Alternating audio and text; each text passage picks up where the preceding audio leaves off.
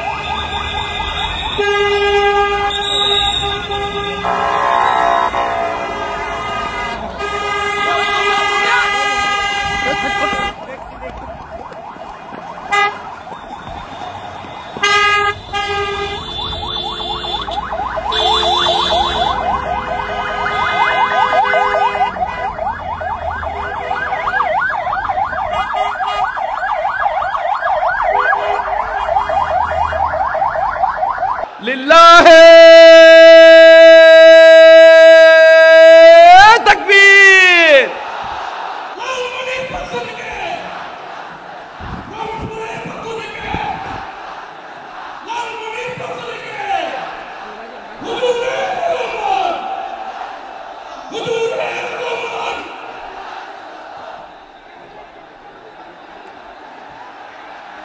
আমি একটু দেখতে চাই যে রংপুর বিভাগের কে কোন জেলা থেকে আপনারা এসেছেন।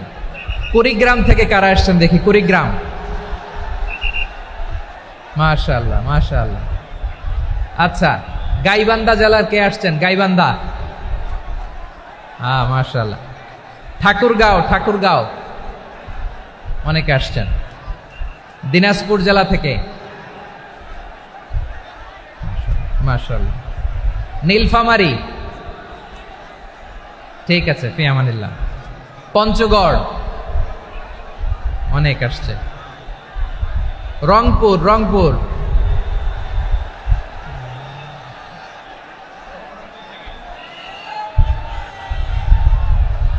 মাশাআল্লাহ,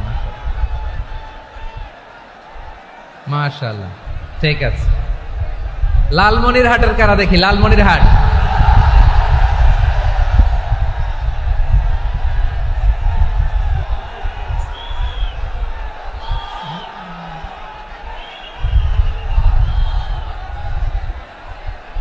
মাশাআল্লাহ, মাশাআল্লাহ,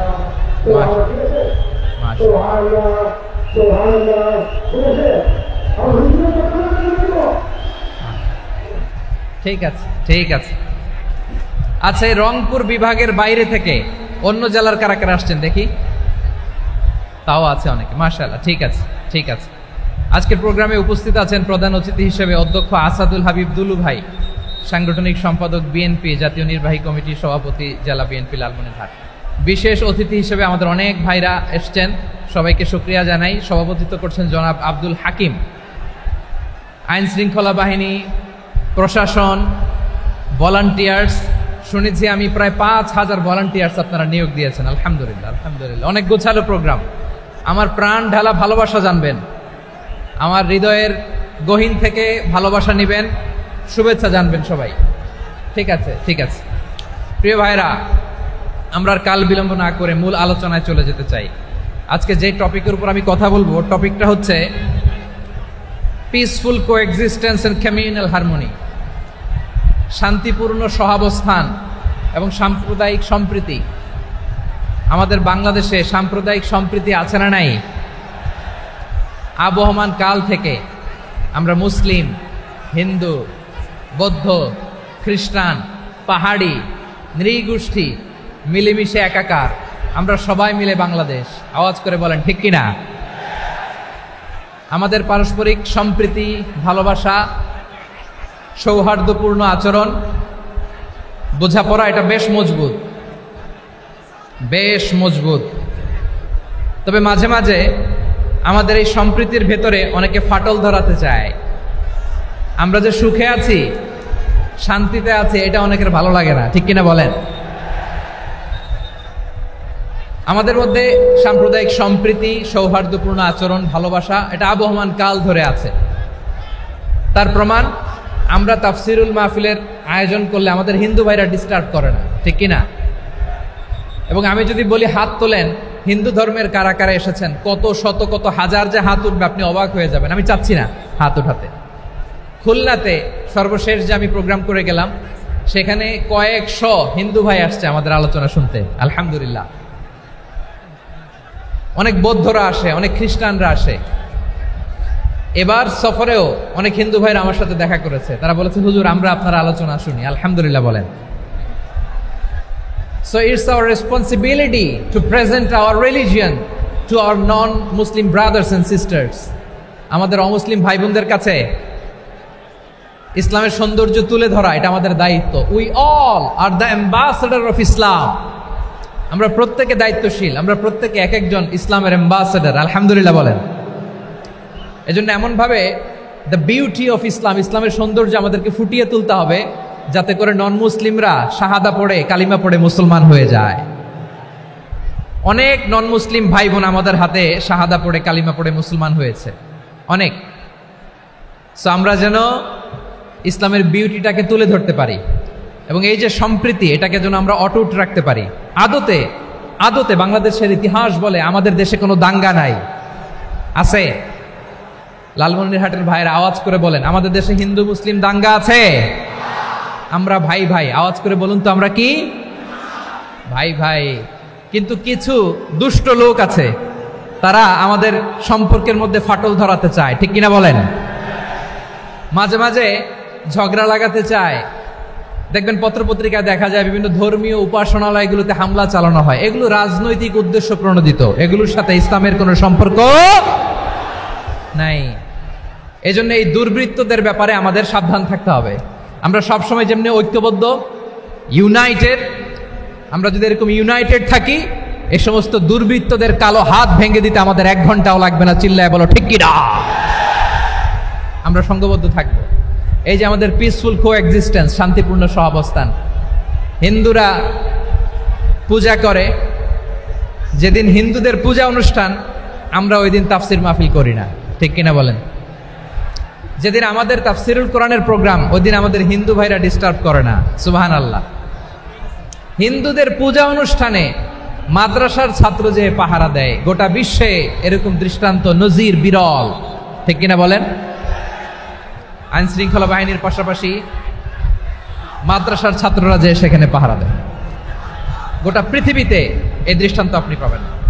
মাদ্রাসার ছাত্ররা, তারা তো কোরআনের ধারক, তারা হাদিসের ধারক, তারা কেন মন্দির পাহারা দিবে? এই সম্প্রীতিকে ধরে রাখার জন্য, এই সৌহার্দ্যকে ধরে রাখার জন্য, আমাদের পারস্পরিক ভালোবাসাকে অটুট রাখার জন্য। আওয়াজ করে বলতে হবে, ঠিক কিনা? এখন বলেন, আমাদের এই ভালোবাসা অটুট থাক, আমরা চাই কি চাই না? আমরা হিন্দু মুসলিম মিলেমিশে শান্তিপূর্ণ সহাবস্থান, সাম্প্রদায়িক সম্প্রীতি, লালমনিরহাটের ভাইয়ের আওয়াজ করে বলুন, এই সাম্প্রদায়িক সম্প্রীতি আমরা চাই কি চাই না? আল্লাহ এই দেশকে তুমি বরকতময় করো, বাংলাদেশকে তুমি শান্তিময় করো। আওয়াজ করে সবাই বলেন আমিন। এই জায়গাটাতে সামান্য একটু আওয়াজ হচ্ছিল, এটাও থেমে গেছে। আলহামদুলিল্লাহ, আলহামদুলিল্লাহ। এখন একেবারে everything is in my control. মাশাআল্লাহ। ঠিক আছে, আমি মূল আলোচনায় যাই। প্রিয় ভাইরা, আমি বলেছিলাম আমার আলোচনার বিষয় হচ্ছে শান্তিপূর্ণ সহাবস্থান, সাম্প্রদায়িক সম্প্রীতি। আমরা দেখব ইসলাম আমাদেরকে কি কি দিক নির্দেশনা দেয়। শান্ত হইতে হবে। খরগোশের কানের মতো কান দুটো আমার দিকে করে রাখেন। আমি এখনো উঠে যাব, হাত নাড়ায় লাভ নাই, আমি উঠে যাব। তাকায় থাকো আর কান খাড়া, আওয়াজ হবে না। হ্যাঁ, মাশাআল্লাহ, মাশাআল্লাহ। ঠিক আছে, আমরা দেখব যে রাসূল সাল্লাল্লাহু আলাইহি ওয়াসাল্লাম এই পিসফুল কোএক্সিস্টেন্সের জন্য আমাদের কি শিখিয়েছেন, কি কি গাইডলাইন দিয়েছেন। আমরা 1, 2, 3, 4 করে এগুলো আপনাদের সাথে শেয়ার করব। আমি আপনাদের খেদমতে সূরাতুল আনআমের 108 নম্বর আয়াত তেলাওয়াত করেছি।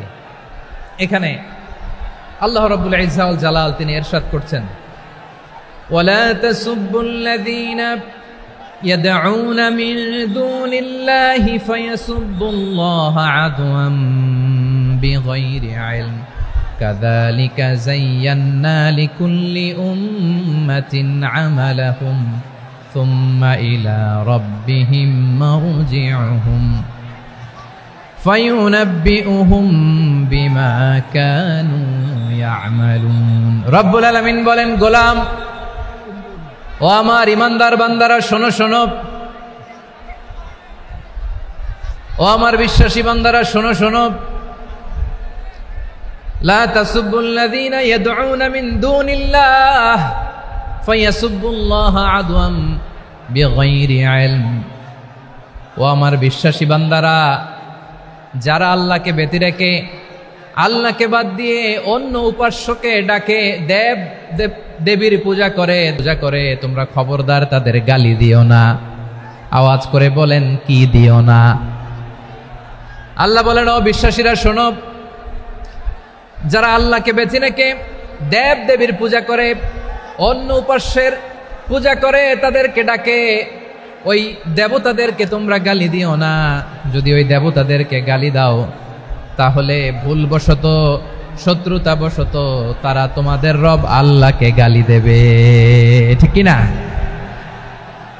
তোমরা যদি তাদের দেবতাদের গালি দাও, ওরা রেগে তোমার আল্লাহরে গালি দিবে, তাহলে আল্লাহরে গালি খাওয়ানোর কারণ হয়ে গেলাম আমি, ঠিক কিনা বলেন?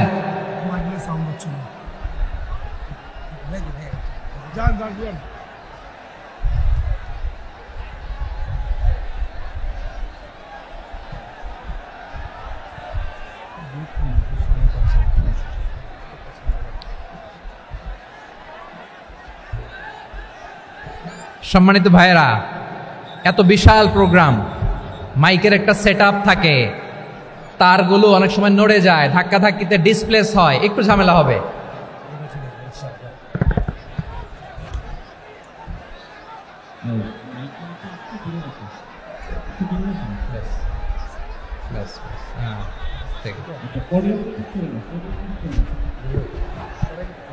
ঠিক আছে, একটু একটু সমস্যা হবে মাঝে মাঝে। আপনারা শান্ত থাকলে, শান্ত থাকতে হবে। এইভাবে সাউন্ড নাই, এই নাই, এই বলতে বলতে আমার সময়ও নাই, উঠে যেতে হবে, এগুলো বোকামি।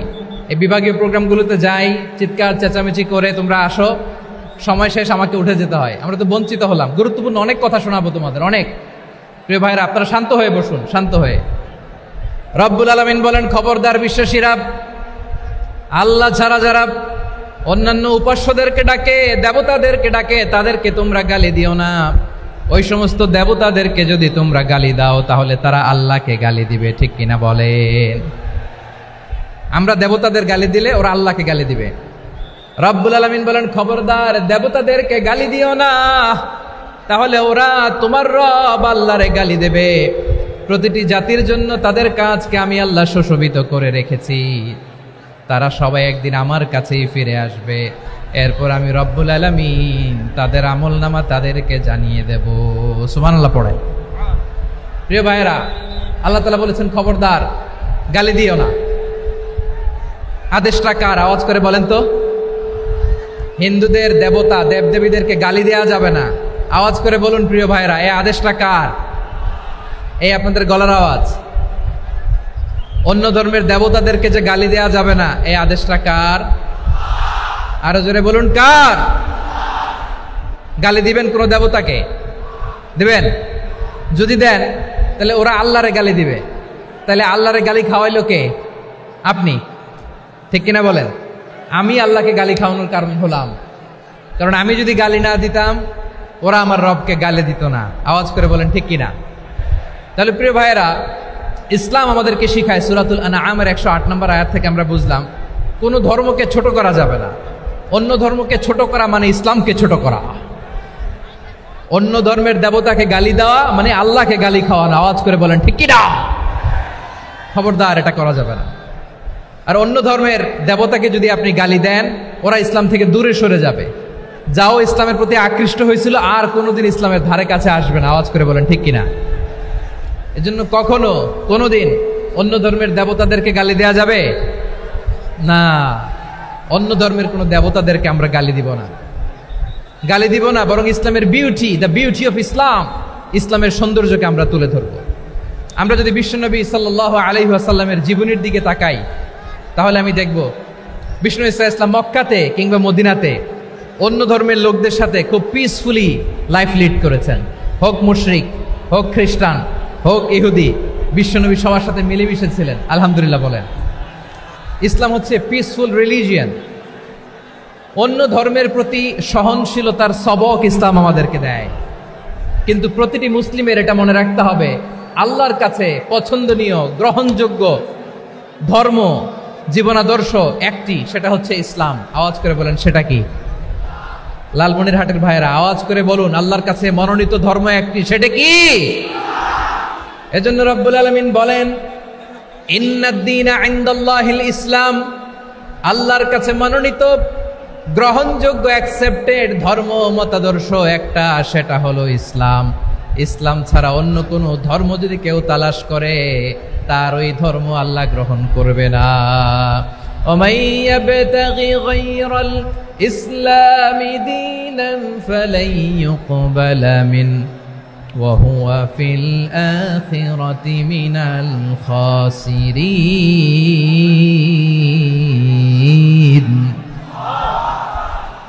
Whoever seek anything except Islam, that won't be accepted from him, and he will be loser in the day of judgment. কিয়ামতের দিন ইসলাম ছাড়া কেউ যদি অন্য কোনো ধর্ম তালাশ করেছে দুনিয়াতে, তার এই মতাদর্শ গ্রহণ করা হবে না। and he will be loser, সে হবে লুজার, ক্ষতিগ্রস্ত, হাই হাই কোম্পানির ম্যানেজার। ওর আমও শেষ, সালাও শেষ। আওয়াজ করে বলেন ঠিক কি না? এজন্য ইসলাম পেয়ে আমরা খুশি না বেজার? প্রত্যেক নামাজ শেষে আমরা আল্লাহরে বলি, আল্লাহ রাদিতু বিল্লাহি রাব্বা ওয়া বিল ইসলামি দীনা ওয়া বি মুহাম্মাদিন নাবিয়ান ওয়া রাসূলা। ও আল্লাহ, তোমারে রব হিসেবে পেয়ে আমরা খুশি। ও আল্লাহ, ইসলামকে ধর্ম হিসেবে পেয়ে আমরা খুশি। বিশ্বনবীকে আমাদের রাসূল পেয়ে আমরা খুশি। ঠিক কিনা বলে? ইসলাম ছাড়া অন্য কোনো ধর্ম আমরা গ্রহণ করব না। ঠিক কিনা বলেন? আল্লাহর কাছে অ্যাকসেপ্টেড রিলিজিয়ান একটা, সেটা ইসলাম। তো বিশ্বনবী সাল্লাল্লাহু আলাইহি ওয়াসাল্লাম মক্কাতে কিংবা মদিনাতে খুব পিসফুলি এক্সিস্ট করেছেন। যে কোনো ধর্মের সাথে মিলেমিশে চলেছেন। তার প্রমাণ আমরা যদি রাসূল সাল্লাল্লাহু আলাইহি ওয়াসাল্লামের বায়োগ্রাফির দিকে তাকাই তাহলে দেখব তিনি মুশরিকদের সাথে পিস ট্রিটি করেছেন, শান্তি চুক্তি, পিস ট্রিটি, পিস এগ্রিমেন্ট। আপনারা হুদাইবিয়ার সন্ধির নাম শুনেছেন? আমার লালমনিরহাটের কলিজার টুকরা ভাইয়েরা, হুদাইবিয়ার সন্ধির নাম আপনারা শোনেন নাই? 6ষ্ঠ হিজরিতে বিষ্ণু ঈসা ইসলাম মুশরিকদের সাথে এই ট্রিটি করেছেন, চুক্তি। কাদের সাথে? মুশরিকদের সাথে। আমরা তো মুসলমান বসতে পারি না, আমরা দুই মুসলিম ভাই একসাথে বসে চা খেতে পারি না, গল্প করতে পারি না। বিষ্ণু ঈসা ইসলাম মুশরিকদের সাথে ট্রিটি করেছেন, হুদাইবিয়ার সন্ধি। এই সন্ধির আগে মক্কা থেকে কেউ মদিনায় যেতে পারে না, মদিনা থেকে কেউ মক্কায় যেতে পারে না, কিন্তু এই সন্ধির পরে ট্রাফিক স্বাভাবিক হয়ে গেল। মক্কার লোকেরা মদিনায় আসতে পারে, মদিনার লোকেরা মক্কায় আসতে পারে। এটাকে বলে সুলহে হুদাইবিয়া, the peace agreement of Hudaibiya, শান্তি চুক্তি। আমরা পৃথিবীতে এখন অনেক শান্তি চুক্তির নাম শুনি, এগুলো সব the piece treaty of Hudaibiya থেকে কপি করা। আল্লাহু আকবার। তাহলে বিশ্বনবী সাল্লাল্লাহু আলাইহি সাল্লাম তিনি যে শান্তিপূর্ণ সহাবস্থানে বিশ্বাসী ছিলেন, মুসলমানেরা যে অন্য ধর্মের প্রতি সহনশীল তার প্রমাণ হচ্ছে এই পিস ট্রিটি। শুধু তাই নয়, মাইকের সাউন্ডটা একটু বাড়াই দিতে হবে, খুব দুর্বল, একটু মজবুত করতে হবে, আর একটু ক্লিন করতে হবে, আর সবগুলা জায়গায় সাউন্ড যাচ্ছে কিনা একটু ক্রস চেক করতে হবে। হ্যাঁ, পাবেন দিচ্ছে mike operator, he is trying his level best, দিচ্ছে। মাইক অপারেটর যিনি আছেন প্রতিটি জায়গায় প্রতিটি সাউন্ড বক্সে যেন আওয়াজ পাওয়া যায়, একটু ক্রস চেক করেন, সাউন্ডটাকে একটু স্ট্রং করে দেন। হ্যাঁ, ঠিক আছে, মাশাআল্লাহ। এদিকে তাকান, এদিকে। মক্কার পার্ট গেল, পিস এগ্রিমেন্ট করলেন, শান্তি চুক্তি। বিষ্ণু ঈসা ইসলাম মদিনায় যে কি করলেন? মদিনায় যে বিষ্ণু ঈসা ইসলাম মদিনা চার্টার করলেন, মদিনা সনদ, সাহিফাতুল মদিনা, এটার বলে মদিনা চার্টার। যে ওয়েস্টে, ইউরোপে, আমেরিকাতে তারা অনেক চার্টার করে, সব চার্টার মদিনা চার্টার থেকে কপি করা। আওয়াজ করে পড়েন সুবহানাল্লাহ। বিষ্ণু ঈসা ইসলাম মদিনায় গেলেন, মদিনাতে মুসলিম, মুশরিক, ইয়াহুদি, এই 3 ধর্মের লোক মিলে সব স্টেক হোল্ডার যারা আছে সবাইকে নিয়ে বিষ্ণু ঈসা ইসলাম মদিনা চার্টার করলেন, মদিনা সনদ। পড়েন সুবহানাল্লাহ। শুধু তাই নয়, মক্কাতে বিশ্বনবী পিস এগ্রিমেন্ট করলেন, শান্তি চুক্তি মুশরিকদের সাথে। মদিনাতে যে বিশ্বনবী মদিনা চার্টার করলেন, মদিনা সনদ করলেন ইহুদিদের সাথে। আবার মদিনাতে বিশ্বনবী ইহুদিদের সাথে পিস ডায়ালগ করলেন, ইন্টারফেথ ডায়ালগ করলেন, আন্তধর্মীয় সংলাপ করলেন। যেই সংলাপের মূল ভিত্তি ছিল তাওহীদ। মূল ভিত্তি ছিল কি? তাওহীদ। বিশ্বনবী ইহুদিদেরকে ডাকলেন, আহ্বান করলেন, কুল ইয়া আহলাল কিতাবি তাআলাউ ইলা কালিমাতিন সাওয়াইন বাইনানা ওয়া বাইনাকুম আল্লা না'বুদা ইল্লাল্লাহ ওয়া লা নুশরিকা বিহি শাইআন ওয়া লা ইয়াত্তাখিযা বা'দুনা বা'দান আরবাবাম মিন দুনিল্লাহ فإن تولوا فقولوا اشهدوا بأننا مسلمون। সুবহানাল্লাহ পড়েন। বিশ্বনবী মদিনার ইহুদিদের ডেকে বললেন, ও ইহুদিরা, শোনো শোনো, আসো এমন একটা আদর্শের প্রশ্নে আমরা একত্রিত হই যে আদর্শের প্রচার তোমাদের নবীরাও করেছে, আমিও করি। যে আদর্শের কথা তোমাদের পবিত্র ধর্মগ্রন্থগুলোতে আছে, আমার কোরআনেও আছে, সেটা হলো তাওহীদ। আমরা এক আল্লাহ ছাড়া কারো ইবাদত করব না, আল্লাহর সাথে কাউরে শরীক করব না, আল্লাহ ছাড়া কাউরে রব মানব না। পড়েন সুবহানাল্লাহ। তাহলে আমার প্রিয় লালমনিরহাটের ভাইরা, মদিনাতে যে তিনি মদিনা চার্টার করলেন, মদিনা সনদ, পিস ডায়ালগ করলেন, শান্তির সংলাপ, ইন্টারফেথ ডায়ালগ করলেন, আন্তধর্মীয় সংলাপ, যার ভিত্তি ছিল তাওহীদ। সুবহানাল্লাহ পড়েন। তাহলে অন্য ধর্মের প্রতি সব সময় ইসলাম সহনশীল, টলারেন্স। যদি আপনি দেখতে চান ইসলামের নবী বিশ্ব নবীর দিকে তাকান, ঠিক কিনা বলেন? আমরা তো সংখ্যালঘুদের রাইটস প্রোটেক্ট করার জন্য কত আইন বানাই, কত বৈঠক করি, কত সংবাদ সম্মেলন করি। বিষ্ণু সাল্লাল্লাহু আলাইহি ওয়াসাল্লাম সংখ্যালঘুদের রাইটসের ব্যাপারে, অধিকারের ব্যাপারে যে কথা বলেছেন, শুনলে আপনি অবাক হয়ে যাবেন। বিশ্বনবী বলেন, আলা মান যালামা মুআহাদান আও ইনতাকাসাহু আও কাল্লাফাহু ফাওকা তাআতিহি আও কাল্লাফাহু ফাওকা তাকাতিহি আও আখাযা মিনহু শাইআন বিগাইরি তিবি নাফসিন ওয়া আনা হাজিজুহু ইয়াউমাল কিয়ামা। খবরদার, জেনে রাখো, কেউ যদি কোনো সংখ্যালঘুর উপরে অত্যাচার করে, কোনো সংখ্যালঘুর প্রাপ্য থেকে যদি কেউ কাউকে ঠকায়, সংখ্যালঘুর উপর যদি কেউ কষ্ট দেয়, কোনো সংখ্যালঘুর সম্পদ যদি কেউ জোর করে কেড়ে নেয়, আমি কিয়ামতের দিন বিশ্বনবী ওই সংখ্যালঘুর পক্ষে আর ওই মুসলমানদের বিপক্ষে বাদী হয়ে দাঁড়াবো। সুবহানাল্লাহ বলতে পারলেন না? আল্লাহু আকবার। আপনি নামাজি, আপনি মুসল্লি, আপনি হাজী সাহেব, তাহাজ্জুদ পড়তে পড়তে কপালে দাগ ফেলে দিছেন, আপনার প্রতিবেশী হিন্দু, ভাবছেন আমার তো পাওয়ার আছে, ওর জমিটা দখল করি। বিশ্বনবী বলেন, কিয়ামতের দিন ওই হিন্দুর পক্ষে তোর বিরুদ্ধে আমি বাদী হয়ে দাঁড়াবো।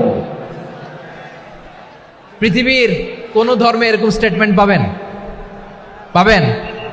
আপনি ভাবছেন আপনি নামাজ পড়লে, হাজী সাহেব কপালে দাগ ফেলায় দিলে আপনি সেলসালায় জান্নাতে চলে যাবেন না? খবরদার। বিশ্বনবী বলেন, কোন সংখ্যালঘুর উপর যদি কেউ আক্রমণ করে, তার প্রাপ্য তাকে না দিয়ে যদি তাকে ঠকায়, তার উপর জুলুম করে, তার সম্পদ যদি কেড়ে নেয়, আমি নবী, তুমি মুসলিম হইতে পারো, মুসল্লি হইতে পারো, তার পক্ষে, তোমার বিপক্ষে আল্লাহর দরবারে বাদী হয়ে দাঁড়াবো।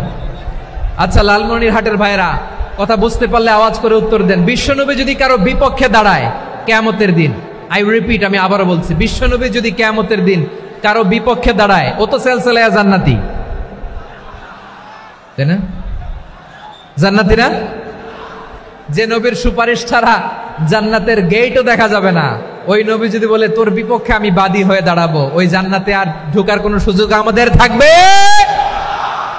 এখানেই শেষ না আমার প্রিয় লালমনিরহাটের ভাইয়েরা, এখানেই শেষ নয়। বিশ্বনবী বলেন, মান কাতালা মুআহাদান, বুখারীর বর্ণনা, মান কাতালা মুআহাদান লাম ইয়ারাহ রাইহাতাল জান্নাহ। কেউ যদি, কোনো মুসলিম যদি অন্যায়ভাবে কোনো সংখ্যালঘুকে হত্যা করে, কোনো হিন্দুকে হত্যা করে, কোনো বৌদ্ধরে হত্যা করে, অন্যায়ভাবে কোনো মুসলিম যদি কোনো সংখ্যালঘুরে হত্যা করে, জান্নাতে যাওয়া তো দূরের কথা, ওই মুসলিম জান্নাতের ঘ্রাণও পাবে না।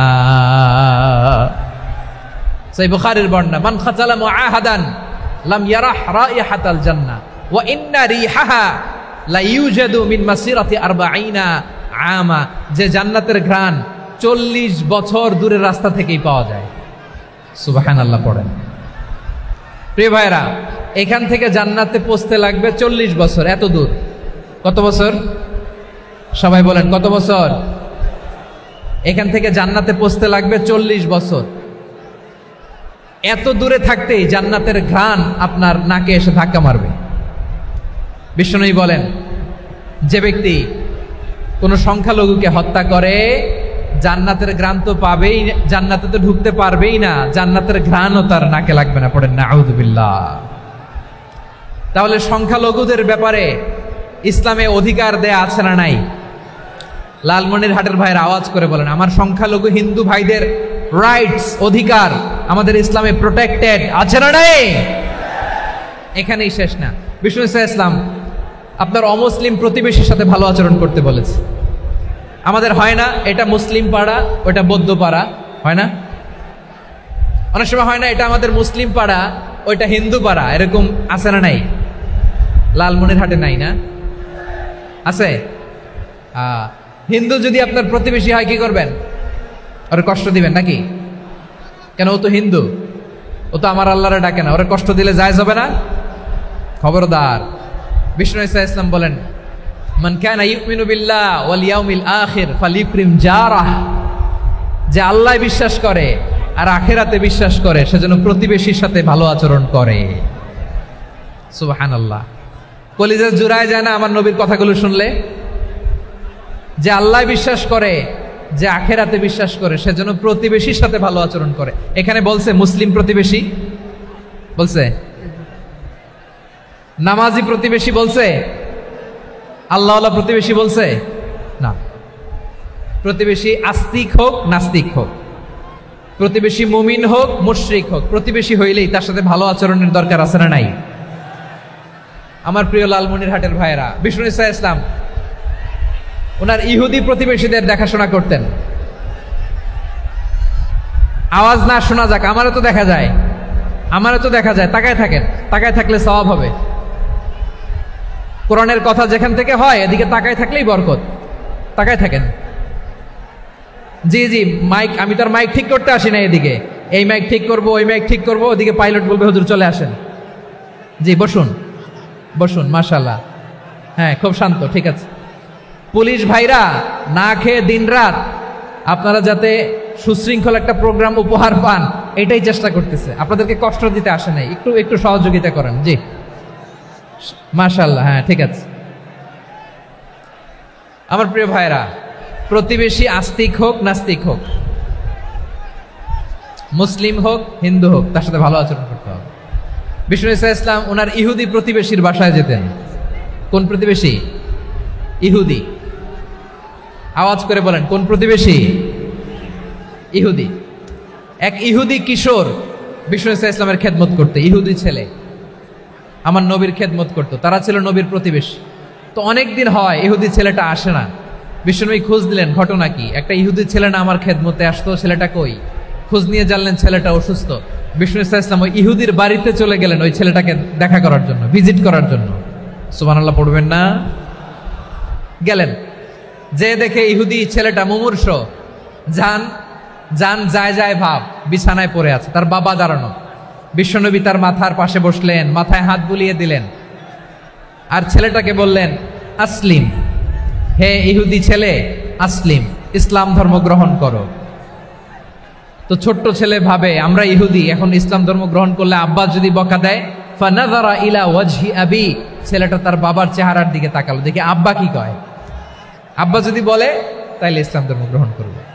ইহুদি ছেলেটা তার বাবার দিকে যখন তাকালো, ওর বাবা বলে আতি আবুল কাসিম, আবুল কাসিম যা বলে তাই করো। আবুল কাসিম হচ্ছে বিষ্ণু ইসা ইসলামের একটা কুনিয়াত, উপনাম। আমার রাসূলের বড় ছেলের নাম ছিল কাসেম। যেমন দেখবেন আমাদের এলাকায় কারো ছেলের বড় ছেলের নাম যদি হয় আব্দুল্লাহ, এরা আব্দুল্লাহর বাপ বলে ডাকে। কারো বড় মেয়ের নাম যদি হয় ফাতেমা, এরা কি ডাকে? ফাতেমার বাপ বলে না? তো বিষ্ণু ইসা ইসলামের বড় ছেলের নাম ছিল কাসেম। ইহুদি বাবা বলল আতি আবুল কাসেম, আবুল কাসেম যা বলে তাই শোনো, মানে মোহাম্মদ যা বলে তাই শোনো। এই কথা শুনে ছেলে সাহস পাইছে, ছেলে আবার পড়তে আরম্ভ করলো আশহাদু আল্লাহ ইলাহা ইল্লাল্লাহ ওয়া আশহাদু আন্না মুহাম্মাদার রাসূলুল্লাহ, পড়েন আল্লাহু আকবার। বিশ্বনবীর আহ্বান শুনে ওই আহ্বানে সাড়া দিয়ে ইহুদি ছেলে শাহাদা পড়ে মুসলমান হয়ে গেল। তার হৃদয়টারে ঈমানের নূর দিয়ে আলোকিত করে দিল কে? প্রিয় ভাইরা, এবার রাসূল সাল্লাল্লাহু আলাইহি ওয়াসাল্লাম বের হয়ে আসলেন ঘর থেকে, আর বললেন আলহামদুলিল্লাহিল্লাযী আনকাযাহু মিনান নার, প্রশংসা সে আল্লাহর যে আল্লাহ জাহান্নামে চলে যাচ্ছিল প্রায় এমন একটা লোককে মুহূর্তের মধ্যে কালেমায়ে শাহাদাতের বদৌলতে জান্নাতি বানায় দিলেন। আওয়াজ করে পড়েন সুবহানাল্লাহ। এই হাদিস থেকে আমরা কি শিখলাম? What is the moral of the story? এক নম্বর স্টোরি হলো, প্রতিবেশী ইহুদি হোক হিন্দু হোক, যাবেন, সুসম্পর্ক রাখবেন, উপহার দিবেন, বিপদে পাশে দাঁড়াবেন, তাইলেই তো আপনাদের প্রতি, মুসলমানদের প্রতি তারা আকৃষ্ট হবে, ঠিক কিনা বলেন? আপনি যদি হিন্দুদের সাথে বৌদ্ধদের সাথে নাই মিশেন, নাস্তিকের কাছে নাই যান, তো ইসলামের সৌন্দর্যটা ওরা বুঝবে কেমনে? আমার অনেক হিন্দু পরিচিত ভাই আছে, ওরা আমাদের ইফতারির প্রোগ্রামে এসে একসাথে ইফতারি করে। অনেক মদখোর আমার সাথে বসে একসাথে ডিনার করে, হাফ প্যান্ট পরা, গলায় স্বর্ণের চেইন, হাতে স্বর্ণের ব্রেসলেট, আইসা আমার সাথে ডিনার করছে, আছে এরকম। গাঁজাখোর, আমি বলি আসো, welcome welcome to my dinner, আসো বসো। বসলেই তো আমি ওর ডিএনএ, চিন্তার ডিএনএ চেঞ্জ করে দেওয়ার সুযোগ পাবো, চিল্লায় বলো ঠিক কিনা? আসতে হবে আমার কাছে। Hour door is open, the door of Islam is open 24/7। সব সময় আমাদের ইসলামের দরজা আমার অমুসলিম ভাইদের জন্য খোলা আছে না নাই? এই হাদিস থেকে দুইটা শিক্ষা। এক নম্বর শিক্ষা, প্রতিবেশী মুসলিম হোক অমুসলিম হোক, যান, অসুস্থ হইলে একটু আপেল নিয়ে যান, আঙ্গুর নিয়ে যান, কমলা নিয়ে যান, তাদের সাথে ভালো আচরণ করেন। ইসলামের বিউটি দেখে, সৌন্দর্য দেখে অবাক হবে, নসিব ভালো হলে কোনোদিন কালিমা পড়ে মুসলমান হয়ে যাবে। ঠিক কিনা বলেন? তাহলে অমুসলিমের সাথে ভালো সম্পর্ক। বিশ্বনবী ইহুদির বাড়িতে গেলেন, ইহুদির বাড়ি, আর আমার মুসলমান ভাই আমার কাফের বলে, এরকম আছে না নাই? মুসলিমরা দেখতে পারে না, সহ্য করতে পারে। বিশ্বনবী সাল্লাল্লাহু আলাইহি ওয়াসাল্লাম ইহুদির বাড়িতে গেলেন, এটা একটা শিক্ষা। আরেকটা শিক্ষা হলো, ভাইরা ধাক্কা মারে এসে সামনে এসে কি লাভ? প্রোগ্রাম তো শেষ হচ্ছে, এখনই শেষ হচ্ছে। তো এই যে আমাদের বকশি ভাই ওয়াদা নিল, হাত তোলালো, মিম বলে এত কথা বলল, তো আমি জেলায় জেলায় যে খালি হাত নাড়াই তোমাদের জন্য নাকি? হ্যাঁ, হাত নাড়াই শুধু। এই ধাক্কাইতে ধাক্কাইতে এদিকে এসে হাত নাড়াইতেছে, হয়েছে তো, দেখলাম তো, ঠিক আছে, মাশাআল্লাহ, অনেক সুশৃঙ্খল, অন্যান্য যে কোনো জেলার জন্য সুশৃঙ্খল। আমার দিকে তাকাও, আমার দিকে তাকাও, ঠিক আছে। এই যে দাঁড়িয়ে আছে, একটা ছেলে নড়ে না, দেখছেন? মাশাআল্লাহ, মাশাআল্লাহ, মাশাআল্লাহ। হ্যাঁ, এইভাবেই। আর কয়েকটা মজাদার কথা আছে, শোনো। এই হাদিস থেকে আমাদের শিক্ষা হলো, আমার প্রতিবেশী যেই ধর্মের হোক আমি সম্পর্ক রাখবো। অসুস্থ হলে যাব, কি বলেন ভাইরা? যাবেন না? যাবেন না আপনারা? আচ্ছা, 2 নম্বর শিক্ষা হলো, বিষ্ণু ঈসা ইসলামের খাদেম ছিল ইহুদি, এতদিন খেদমত করলো, একদিনও বিশ্বনবী ওরা কালিমার দাওয়াত দেয় নাই। কারণ কি? বিশ্বনবী একটা ভালো সময়ের অপেক্ষা করতেছিলেন, প্রপার টাইমিং। দাঈর কাজ হচ্ছে দাঈ ইলাল্লাহ, সে হচ্ছে সুযোগ সন্ধানী। দাঈ সুযোগ খোঁজে, কখন দাওয়া দিলে ব্যাটে বলে হবে, ঝোপ বোঝে কোপ মারে, ঠিক কিনা বলেন? বিষ্ণু ঈসা ইসলাম ভালো সময়ের অপেক্ষা করতেছিলেন, দেখি ভালো সময় আসুক আসুক আসুক আসুক। আস্তে আস্তে এমন সময় আসছে, ছেলে এবার মুমূর্ষ। অসুস্থ ব্যক্তির হৃদয় অত্যন্ত নরম থাকে, হসপিটালে যখন কেউ যায় তার হৃদয়টা বড্ড নরম থাকে, মৃত্যুর ভয়ে তার অন্তরটা নরম থাকে, ঠিক কিনা বলেন? এই প্রপার টাইমিং এর অপেক্ষা করতেছিলেন, যখনই টাইমিং পেয়েছেন দাওয়াত দিলেন, পড়ো লা ইলাহা ইল্লাল্লাহ, সুবহানাল্লাহ পড়েন সবাই। তাহলে ইসলাম অমুসলিম প্রতিবেশীর সাথে ভালো আচরণ করতে বলে। ইসলাম অমুসলিম মাতা পিতার সাথেও ভালো আচরণ করতে বলে। মাতা পিতা যদি অমুসলিম হয় তারা ফেলে দিতে পারবেন? পারবেন? আমার লালমনিরহাটের ভাইরা, অনেক হিন্দু ছেলে আমাদের হাতে শাহাদা পড়ে মুসলিম হয়, কিন্তু ওর মা মুসলমান হয় নাই, বাবাও হয় নাই, এরকম আছে না নাই? তো ও হয়েছে মুসলিম, মা বাপ হিন্দু, এখন মা বাপ কি বাদ? হ্যাঁ, মা বাপ বাদ দেয়া যাবে? যেই মা আপনার 9 মাস 8 মাস পেটে ধারণ করলো, আপনার মায়ের নার ছেঁড়া ধন, আপনি ওই মারে বাদ দিতে পারবেন? যেই মায়ের বুকের তাজা দুধ খেয়ে আপনি আজকে বাড়ন্ত তাজা তরতাজা, ওই মারে বাদ দেয়া যাবে?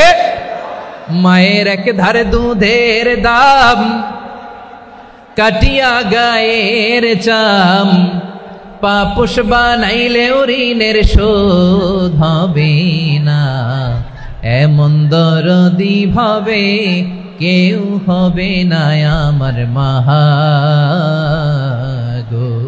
মায়ের এক ধারে দুধের দাম, কাটিয়া গায়ের চাম, পাপোশ বানাইলে ঋণের শোধ হবে না, এমন দরদি ভাবে কেউ হবে না আমার মাহাগো,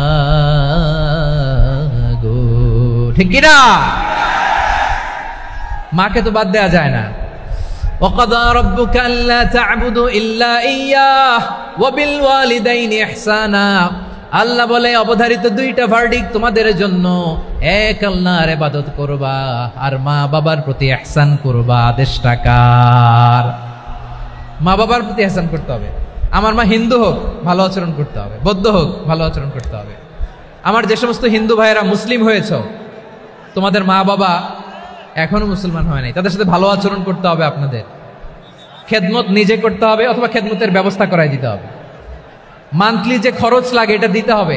আরে তুমি এখন মুসলিম, তোমার মা বাবা হিন্দু, এখনই তো সুযোগ ইসলামের সৌন্দর্য দেখানো।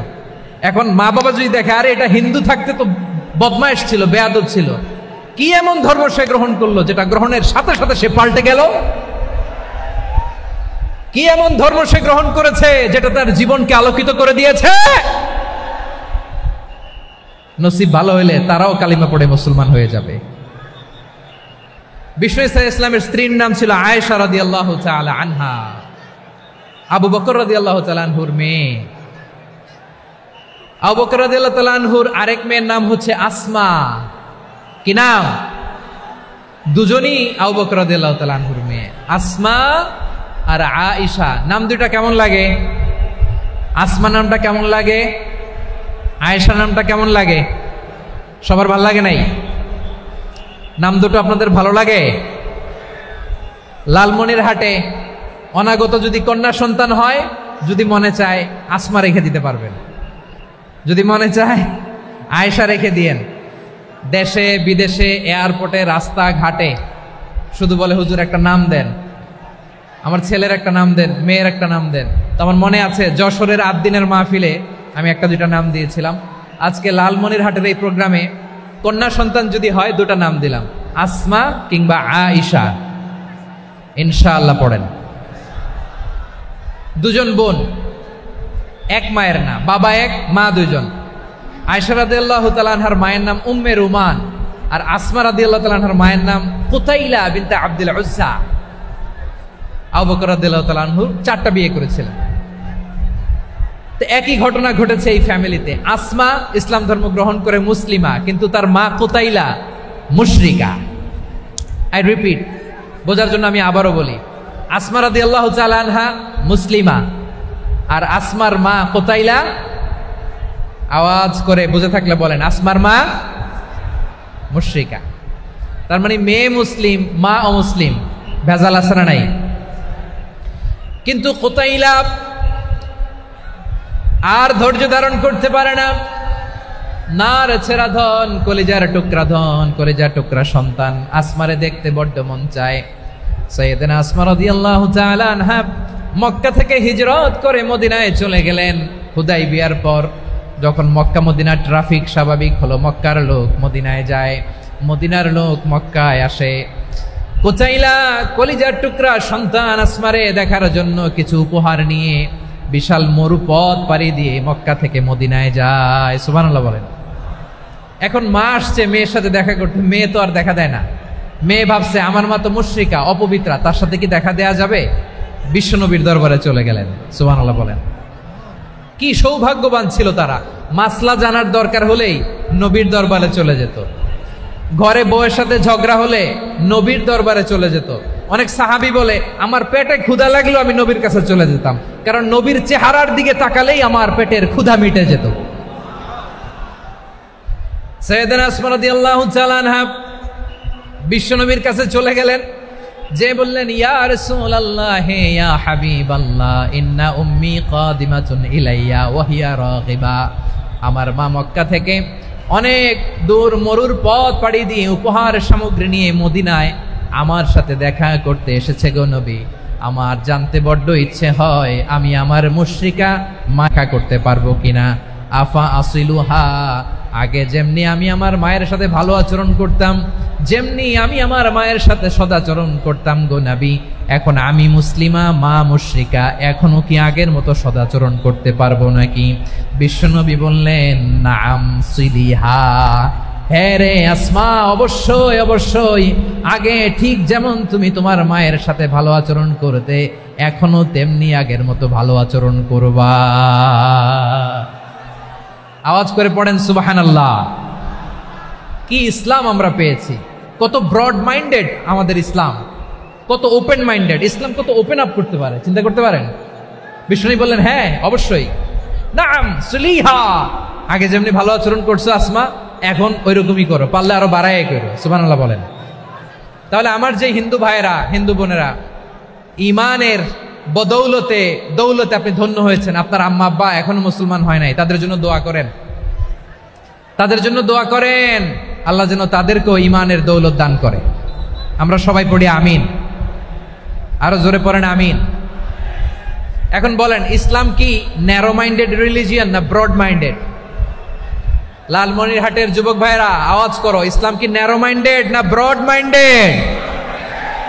কতটা ব্রড মাইন্ডেড দেখেন। বিশ্বনবী সাল্লাল্লাহু আলাইহি সাল্লাম অমুসলিমরা যদি নবীকে উপহার দিত, ওই উপহারও বিশ্বনবী গ্রহণ করতেন। সুবহানাল্লাহ পড়েন। আপনার অমুসলিম বন্ধু যদি উপহার দেয়, সেটাও আপনি নিতে পারবেন, যেটা নেওয়া জায়েজ। কিন্তু আপনার বন্ধু যদি আপনার মদের বোতল দেয়, নিতে পারবেন? হ্যাঁ, মদের বোতল দিলে পারবেন না। আপনার বন্ধু যদি আপনার পর্ক দেয়, পর্ক, শুকরের গোশত মিশ্রিত কোনো খাবার, ওটা নিতে পারবেন না। হালাল যে কোনো জিনিস নিতে পারবেন। বিশ্বনবী সাল্লাল্লাহু আলাইহি ওয়াসাল্লাম অমুসলিমদের দেয়া হাদিয়া গ্রহণ করতেন। কেমন নবী ছিলেন? আমার নবীরে চিনে নেন, আমার নবীর অ্যাটিটিউড জেনে নেন। বিশ্বনবী সাল্লাল্লাহু আলাইহি ওয়াসাল্লাম যখন কোনো জনপদে যেতেন, 3টা অপশন নিয়ে যেতেন। প্রিয় ভাইয়ের, আওয়াজ করে বলতে হবে, কোনো জনপদে গেলে আমার নবীর অপশন থাকতো কয়টা? আমার মতো 3 আঙ্গুল উঁচু করে দেখান আর বলুন, আমার নবী কোন জনপদে গেলে কয়টা অপশন নিয়ে যেতেন? 1 নাম্বার অপশন আসলিম তাসলাম। নতুন এলাকায় গেলে বলতেন আসলিম তাসলাম, ইসলাম ধর্ম গ্রহণ করো, শান্তিতে থাকবা, আমার ভাই হয়ে যাবা, আমরা ভাই ভাই। ইসলাম মানো, আমরা ভাই ভাই। অপশন নাম্বার কত? 1।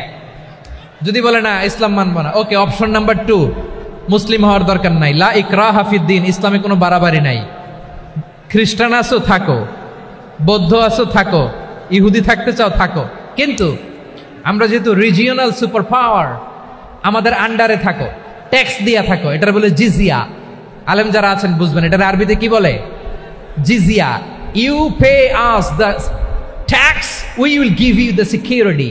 তোমরা ট্যাক্স দিবা, আমরা সিকিউরিটি দিব, আমাদের আওতায় থাকবা, কেউ তোমাদেরকে আক্রমণ করতে পারবে না, আমরা নিরাপত্তা দিব। সুবহানাল্লাহ বলেন। এটা অপশন নাম্বার কত? আচ্ছা, বুঝে থাকলে বলেন 1 নাম্বার অপশন কি ছিল? ইসলাম। ইসলাম মানো, শান্তিতে থাকবা, ভাই ভাই, আমরা ভাই ভাই। অপশন নাম্বার 2, ট্যাক্স দাও, আমরা নিরাপত্তা দিব, মুসলিম হওয়া লাগবে না। এখন 1 নাম্বারও মানে না, 2 নাম্বারও মানে না, মুসলিম হবো না, ভালো, খ্রিস্টান থাকো, ট্যাক্স দাও, আমরা সিকিউরিটি দিব না, এইটাও মানি না। বিষ্ণু বলেন, তাহলে তলোয়ার আমাদের আর তোমাদের মাঝে ফয়সালা করবে। মুসলিমও হবা না, ট্যাক্স দিবা, নিরাপত্তা দিব, আমরা সুপার পাওয়ার, আমাদের আন্ডারে থাকবে, এইটাও না। তাহলে তোমাদেরকে তো আমরা বিশ্বাস করতে পারি না, কখন না কখন বিশ্বাসঘাতকতা করো, কার সাথে মিলে হাত মিলাও, তলোয়ার আমাদের মাঝে ফয়সালা করবে। তখন তিনি জেহাদের সশস্ত্র সংগ্রামের ঘোষণা দিতেন। সুবহানাল্লাহ পড়েন। দেখেন, পশ্চিমারা জেহাদকে এইভাবে চিত্রায়িত করে না। ওরা জেহাদ বলতে বুঝায় তলোয়ার, হাত কাটো, গলা কাটো, না, জেহাদ সশস্ত্র সংগ্রাম 3 নম্বরে। অধিকাংশ ক্ষেত্রেই বিশ্বনবীর সুন্দর আচরণ দেখে, আরে আমার নবীর যে নুরানি চেহারা, অনেকে তো কেবল সিরেফ চেহারাটা দেখেই কালিমা পড়ে মুসলমান হয়ে গিয়েছে। যারা মুসলিম হয় নাই, তারা তাদের ইসলামেই বলবৎ ছিল, ট্যাক্স দিয়ে ইসলামের আন্ডারে ছিল। যারা এটাও মানে নাই, ওইটাও মানে নাই, তাদের বিরুদ্ধে জেহাদ। বিষ্ণু ইসলাম 7ম হিজরিতে যখন খায়বার বিজয়ের পরে ইসলাম রিজিওনাল সুপার পাওয়ার হিসেবে আত্মপ্রকাশ করলো, বিশ্বনবী চিঠি লিখলেন অন্যান্য সুপার পাওয়ারের কাছে, রাষ্ট্রীয় চিঠি লেখে এক রাষ্ট্রপ্রধান আরেক রাষ্ট্রপ্রধানের কাছে। ঠিক কিনা বলেন? জানেন না আপনারা? এই যে 24-এর ছাত্র নাগরিক অভ্যুত্থানে,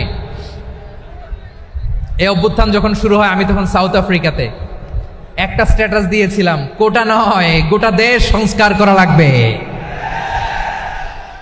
শুধু বাংলাদেশ নয়, সারা বিশ্বের বাংলা ভাষাভাষী লোকেরা এই আন্দোলনের সাথে সমর্থন তারা করেছে, এটাকে সাপোর্ট করেছে, তারা সমর্থন দিয়েছে।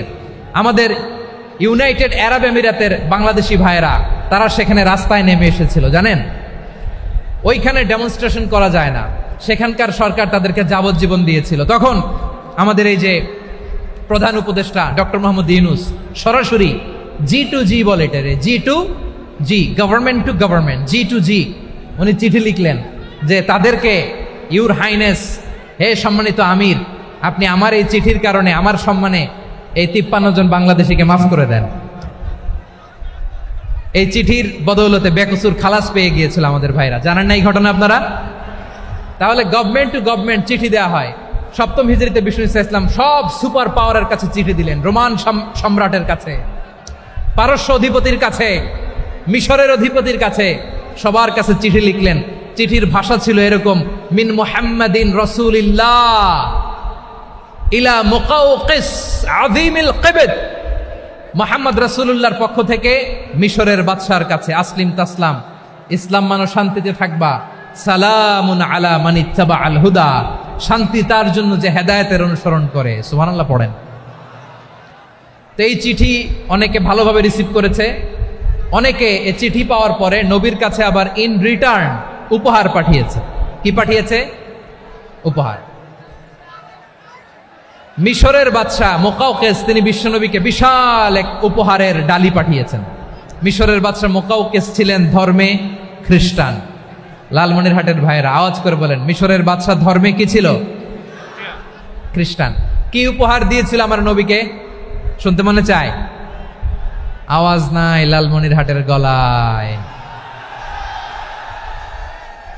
শুনতে মনে চায়? 1000 স্বর্ণ মুদ্রা, 1000 স্বর্ণ মুদ্রা। 2টা খ্রিস্টান দাসী, একজনের নাম মারিয়া বিনতে শামাউন আল কিবতিয়া, আরেকজনের নাম সিরিন বিনতে শামাউন আল কিবতিয়া। একজন খ্রিস্টান দাস 20 থান কাপড় জামা বানানোর জন্য, আমরা নবী যেন সেলাই করে জামা বানাতে পারে এজন্য 20 থান কাপড়, 20 থান ফাইন গার্মেন্ট। সুবহানাল্লাহ পড়বেন না? এরপরে একটা গাধা যেটার নাম ছিল উফাইর, আর একটা খচ্চর, এটার নাম ছিল দুলদুল। খচ্চর চিনেন? গাধা আর ঘোড়ার ক্রসিং এ যে প্রাণীটা দুনিয়াতে আসে এটার খচ্চর বলে। তো এই যে সুপার পাওয়ার খ্রিস্টান বাদশার কাছে নবী চিঠি লিখলেন, ওই খ্রিস্টান বাদশা আমার নবীকে উপহার দিল। বিশ্বনবী এই উপহারগুলো সানন্দে গ্রহণ করেছে। সুবহানাল্লাহ পড়বেন না? তাহলে অমুসলিম কেউ যদি আপনাকে উপহার দেয়, হালাল উপহার হলে আপনি গ্রহণ করতে পারবেন। অনুরূপভাবে পারস্যের বাদশাহ রোম সম্রাট বিশ্বনবীকে উপহার পাঠিয়েছেন, আমার নবী সবগুলো উপহার গিফট গ্রহণ করেছেন। সুবহানাল্লাহ বলেন। তাহলে প্রিয় লালমনিরহাট আওয়াজ করে বলুন, ইসলাম কি ন্যারো মাইন্ডেড রিলিজিয়ন না ব্রড মাইন্ডেড? আম্মাজান আয়েশার কাছে মাসালা জানতে চায় মেয়েরা, হে আম্মাজান, অগ্নি উপাসকেরা তাদের ঈদের দিন নওরোজের সময় আমাদেরকে পাখি দেয়, নেওয়া যাবে? উনি বললেন, ওরা জবাই করে দিলে নেওয়া যাবে না, কিন্তু ওরা যদি ফলমূল এরকম খাবার দেয় এগুলো নেওয়া যাবে। তার মানে অমুসলিমদের দেয়া উপহার এটা গ্রহণ করা যায়। সুবহানাল্লাহ বলেন। শুধু তাই নয়, বিষ্ণু ঈসা ইসলাম অমুসলিমদের সাথে আর্থিক লেনদেনও করেছেন, ফিনান্সিয়াল ডিলিং করেছেন। অমুসলিমদের সাথে প্রয়োজনে আপনি ফিনান্সিয়াল ডিলিং করতে পারবেন। আমরা প্রায় দেখি বাজারের মিষ্টির দোকানগুলো আমার হিন্দু ভাইদের। লালমনিরহাটে মিষ্টির দোকান, দইয়ের দোকান কারা চালায়? হিন্দুরা চালায় না? তারপরে যে বারবার শপ, চুল কাটে যে নাপিত, অধিকাংশ নাপিতের দোকানে কারা? আমার হিন্দু ভাইরা। তা আপনি চুল কাটতে পারবেন কিনা? পারবেন কিনা বলেন? পারবেন। তার দোকান থেকে দই মিষ্টি কিনতে পারবেন কিনা? হ্যাঁ, আমার মুসলিম ভাইয়ের দোকান থাকলে ওইটারে আমি বেশি প্রায়োরিটি দিব, ঠিক কিনা? কিন্তু যদি তাদের সার্ভিস নিতে চান, প্রোডাক্ট নিতে চান, পারবেন। তার দলিল সহিহ বুখারী, আম্মা জান আয়েশা রাদিয়াল্লাহু তাআলা আনহা বলেন, ইশতারা রাসূলুল্লাহ সাল্লাল্লাহু আলাইহি ওয়াসাল্লাম মিন ইয়াহুদিয়িন তুআমান ওয়া রাহানাহু দিরআহু মিন হাদিদ। রাসূল সাল্লাল্লাহু আলাইহি ওয়াসাল্লাম এক ইহুদির কাছ থেকে, কার কাছ থেকে? সবাই বলে নাই কার কাছ থেকে? আমার নবী, পেয়ারা নবী এক ইহুদির কাছ থেকে জব কিনেছিল। জব, বার্লি, যেটা দিয়ে রুটি বানায়। ওই জবের দাম দেওয়া টাকা পয়সা নবীর কাছে ছিল না, ফলে নবী ওনার একটা পোশাককে মর্গেজ রেখেছিলেন, মর্গেজ, বন্ধক, যে এখন এটার দাম দিতে পারবো না, কয়েক কেজি বার্লি নিয়ে যাই আর বন্ধক হিসেবে আমার জামাটা রেখে গেলাম, যেই দিন দাম দিব ওই দিন জামাটা ছুটায় নিয়ে যাব। সুবহানাল্লাহ পড়বেন না? বাকিতে নিছিলেন, বাকিতে। দিরআহু মিন হাদিদ, লোহার তৈরি বর্ম, মানে যুদ্ধের পোশাক, লোহা দিয়ে বানানো। বিশ্বনবী বললেন, কয়েক কেজি জব দাও, টাকাটা পরে দিব, এখন টাকা নাই, বন্ধক হিসেবে, মর্গেজ হিসেবে আমার জামা রেখে গেলাম, যখন টাকা দিব জামা ছুটায় নিব। আওয়াজ করে বলতে হবে সুবহানাল্লাহ। এ থেকে বোঝা গেল অমুসলিমদের সাথে ফিনান্সিয়াল ডিলিং করা যায়, অর্থনৈতিক লেনদেন করা যায়, কেনাবেচা করা যায়, প্রোডাক্ট কেনা যায়। এমনকি আমাদের মসজিদে নববীতে বারান্দায় আপনার একটা অটোমেটিক ফ্লাইং আমব্রেলা দেখছেন? সূর্য যখন বাড়ে মসজিদে নববীর বারান্দায় ইয়ার্ডের মধ্যে অটোমেটিক্যালি কিছু আমব্রেলা আছে, সাঁ করে খুলে যায়, আর সূর্যের তাপ লাগে না। আবার সন্ধ্যাবেলায় এই আমব্রেলাগুলো ওরা ক্লোজ করে ফেলে, দেখেন নাই না? দেখছেন? এই মসজিদে নববীকে সর্বোচ্চ উন্নত মানের কনস্ট্রাকশন ইনফ্রাস্ট্রাকচারে ডেভেলপ করার জন্য কর্তৃপক্ষ কিছু অমুসলিম ইঞ্জিনিয়ারের ডিজাইনারের সহায়তা নিয়েছিল। সুবহানাল্লাহ বলেন। কোন দলিলের ভিত্তিতে? এই দলিলের ভিত্তিতে যে বিষ্ণু ঈসা ইসলাম অমুসলিমদের সাথেও লেনদেন করেছেন। আওয়াজ করে বলতে হবে আল্লাহু আকবার। শুধু তাই নয়, ইন কেস অফ ইমার্জেন্সি, প্রয়োজনে ইসলামের খাতিরে ইসলামকে সামনের দিকে এগিয়ে নিয়ে যাওয়ার জন্য অমুসলিমদের সাপোর্ট নেওয়া জায়েজ আছে। সুবহানাল্লাহ বলেন। অমুসলিমদের সাপোর্ট নেয়া, তাদের থেকে অর্থ নেয়া, পলিটিক্যাল সাপোর্ট, পলিটিক্যাল অ্যাসাইলাম নেওয়া জায়েজ আছে। আমাদের অনেক বিশ্ববরেণ্য দায়ীরা আমেরিকায় অস্থায়ীভাবে অ্যাসাইলাম নিয়ে থাকে, নিজের দেশে গেলে ফাঁসিতে ঝুলাই দিবে। যুগ যুগ ধরে দায়ীদের উপরে এরকম অত্যাচার আর নির্যাতন আছে না নাই? মিশরের অনেক দায়ীরা পাশ্চাত্যে যেয়ে থাকে। এই যে তারা পলিটিক্যাল অ্যাসাইলাম নিয়ে থাকে, রাজনৈতিক আশ্রয়, এটা জায়েজ আছে না? এটা যে জায়েজ আছে তার প্রমাণ স্বয়ং বিশ্বনবী সাল্লাল্লাহু আলাইহি ওয়াসাল্লাম পলিটিক্যাল সাপোর্ট নিয়েছিলেন অমুসলিমদের কাছ থেকে। সুবহানাল্লাহ বলেন। খুব মজাদার একটা ঘটনা, শুনবেন? আপনাদের আগ্রহ দেখে তো মনে হয় না শোনার ইচ্ছা আছে। আছে আছে, গলায় জোর আছে। লিল্লাহি তাকবীর, লিল্লাহি তাকবীর, নারে তাকবীর। মাশাআল্লাহ।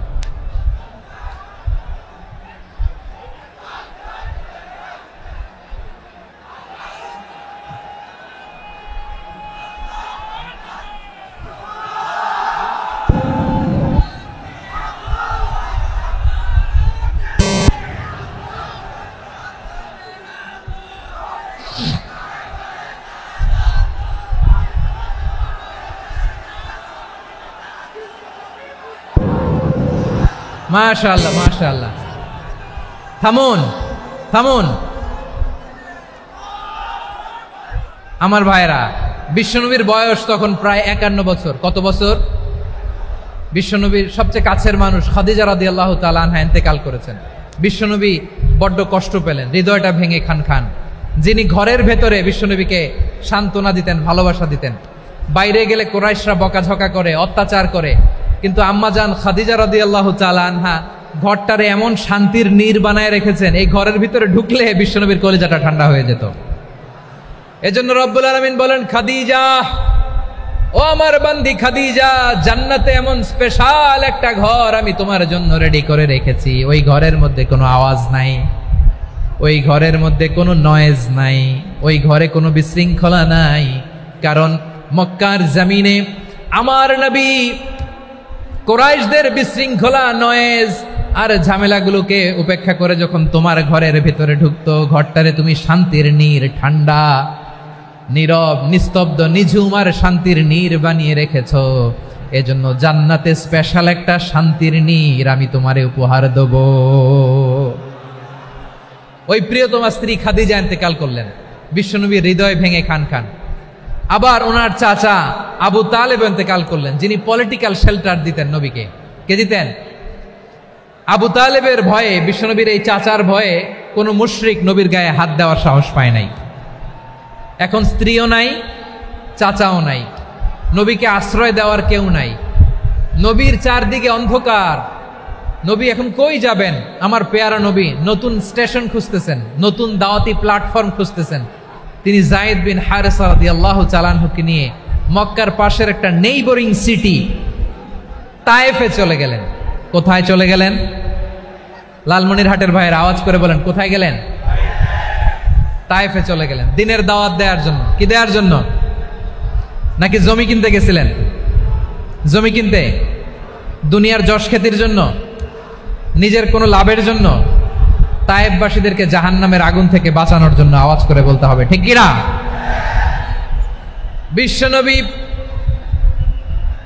বিশাল মরুপথ, পাহাড়ি পথ পাড়ি দিয়ে তায়েফের মরুজমিনে গেলেন কোরআনের দাওয়াত নিয়ে, ইমানের দাওয়াত নিয়ে। কিন্তু তায়েফের লোকেরা বিশ্বনবীর দাওয়াতকে শুধু প্রত্যাখ্যান করেই থামে নাই, তারা বিশ্বনবীর সাথে অত্যন্ত খারাপ আচরণ করেছে। বিশ্বনবীকে শারীরিকভাবে হেনস্থা করেছে, আমার নবীকে শারীরিকভাবে অত্যাচার করেছে, আমার পেয়ারা নবীর গায়ে পাথর মেরেছে, বিশ্বনবীর গা বেয়ে ঝরঝর করে রক্ত ঝরেছে। নবী জামিনের মধ্যে লুটিয়ে পড়েছেন, আবার মেরেছে। আবার নবী হাঁটতে শুরু করলেন, পেছন থেকে আবার মেরেছে। আবার নবী রক্তাক্ত হয়ে জামিনের মধ্যে লুটিয়ে পড়লেন, আবার মেরেছে। বিশ্বনবীর মতো এত সুশ্রী মানব, বিশ্বনবীর মতো এত শুভ্র মানব, বিশ্বনবীর মতো এমন চমৎকার দেহাবয়ব দিয়ে রব্বুল আলামিন কাউকে বানান নাই। এরকম চমৎকার মানুষটাকে তারা তায়েফের ওই জমিনে রক্তাক্ত করেছে। বিশ্বনবী দুনিয়ার কোনো স্বার্থের জন্য সেখানে যান নাই, নিজের কোনো লাভের জন্য, প্রাপ্তির জন্য যান নাই। তায়েফবাসীদের জাহান্নামের আগুন থেকে বাঁচাতে গিয়েছেন, ঠিক কিনা বলেন? খেয়ে না খেয়ে দিন প্রচারের কাজে নিজেকে দিয়েছ বিলিয়ে। তায়েফের কাফিরেরা চিনল না সে আলো, দুষ্ট ছেলেদের পিছু দিল লেলিয়ে। পাথরের আঘাতে ক্ষত বিক্ষত হয়ে সারা শরীর থেকে রক্ত ঝরে। হে রাসূল তোমাকে ভুলি আমি কেমন করে, হে রাসূল তোমাকে ভুলি আমি কেমন করে। পারেন না আপনারা? ধরুন আমার সাথে। হাজার ব্যথা বেদনার পরে ফিরে আসনি তুমি আপন ঘরে। দিনের আলো তুমি ছড়িয়ে দিতে চলে গেলে মদিনায় মক্কা ছেড়ে। হে রাসূল তোমাকে ভুলি আমি কেমন করে, হে রাসূল তোমাকে ভুলি আমি কেমন করে। ঠিক কিনা বলেন?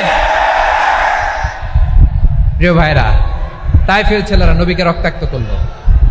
আমার নবী কই যাবে? কই যাবে? মক্কায় জায়গা নাই, তায়েফে জায়গা নাই। তায়েফ থেকে ভারাক্রান্ত মন নিয়ে আমার নবী মক্কায় ফিরে আসলেন। বিশ্ব নবী মক্কায় ঢুকতে পারেন না। মক্কার মরুভূমির দিকে তাকিয়ে, উপত্যকার দিকে তাকিয়ে বিশ্বনবী ধা ধা করে কাঁদেন, ঝরঝর করে। নবীর চেহারা মোবারক থেকে চোখের পানিগুলো বেয়ে বেয়ে পড়ে।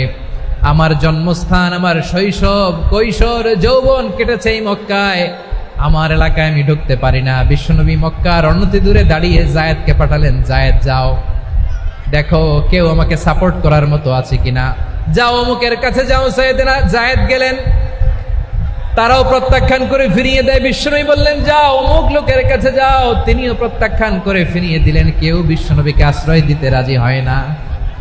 নিজ জন্মভূমিতে বিতাড়িত বিশ্বনবী। সর্বশেষ বিশ্বনবী বললেন যাও মুতঈম ইবনে আদির ঘরে যাও।